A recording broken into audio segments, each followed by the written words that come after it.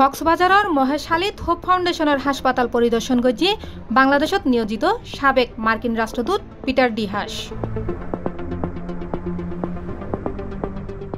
বুধবার সেপ্টেম্বরের 3 তারিখ ফজর 11টায় উনি মহেশখালীর কুতুবজুম ইউনিয়নত হোপ ফাউন্ডেশন ও যুক্তরাষ্ট্রভিত্তিক তরল প্রাকৃতিক গ্যাস কোম্পানি এক্সিলারেট এনার্জি কর্তৃক নির্মিত এক্সিলারেট হোপ হসপিটাল ঘুরি চায়। হৈরাহির বর্তমানেও এক্সিলারেট এনার্জির স্ট্র্যাটেজিক অ্যাডভাইজার হিসেবে দায়িত্ব পালন করেন এবং ইয়েনি তার দ্বিতীয় মহেশখালী সফর। এই সময় হোপ ফাউন্ডেশনের বাংলাদেশ কান্ট্রি ডিরেক্টর তারে অভ্যর্থনা জানায় এবং হাসপাতালের সার্বিক কার্যক্রম সম্পর্কে অবহিত করে।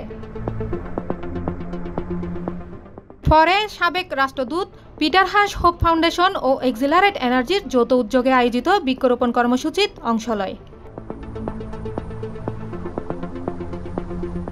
ঘটনার সত্যতা নিশ্চিত করছে মহেশখালী থানার অফিসার ইনচার্জ মোহাম্মদ মঞ্জুরুল হক ও জানায় পিটার হাস উগ্র প্রতিনিধি দল লই হোপ হসপিটালত পৌঁছায় এবং পরিদর্শন শেষে বৃক্ষরোপণ কর্মসূচিত যোগ দেয়।